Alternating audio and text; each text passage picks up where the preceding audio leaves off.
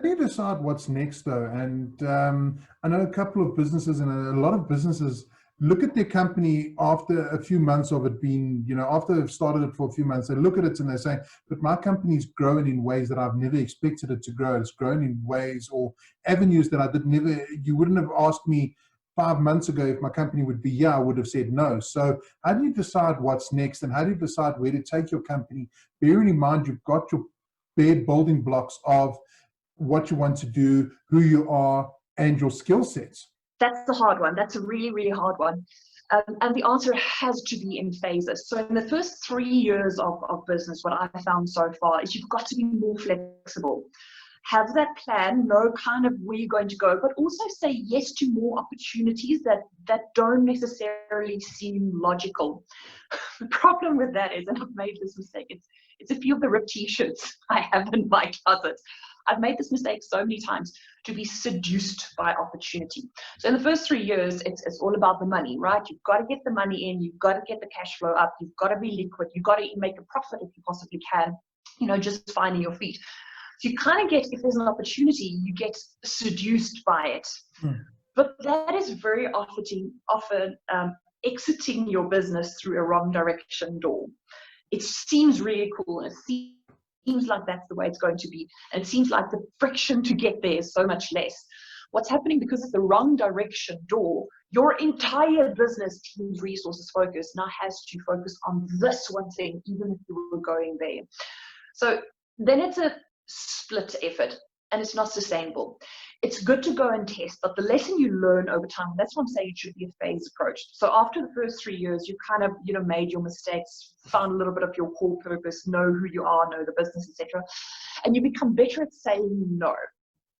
And that's very important. We've got to get better at saying no and be less fearful of it. Okay. So you've learned your lessons for the first 3 years, say yes to more opportunities, go explore a little bit more, but know where to say no. And where you say no is, if it is costing you too much in terms of mental and physical and emotional energy, that is way too far. And it's okay to get rid of clients. It's hard because I know you're saying no to money, but that's the first 3 years. Then after that, you know a little bit more, and you can say, well, the purpose of my business, not just what I do, but the purpose of my business. To give you an example, what we do, what of my business, my core business does, is communication services. Why we do it is because people worry about it. So our why is to reduce the worry of our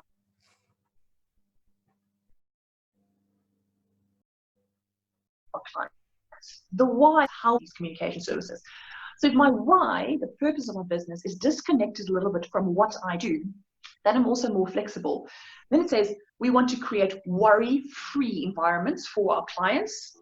Match it with the skills we have is absolute communication expertise in a very, very niche field, which is professional services and associations, which most people run away from. So that's our differentiating factor. And package that all together and say, anything outside of this. Will this teach me a new skill? Will this teach my team a new skill? Will this bring in a little bit of stopgap money? And if it won't, then say no. So you get better at saying, for this small project and for the type of client it is okay for me to go take a risk, learn a few lessons, and come back to business as usual. But if it's too far outside and there's a lot of money connected to it, then go and say, what is this going to do to my core business? What is this going to do to my team? What is it going to do to the mental and physical and emotional resources we have available?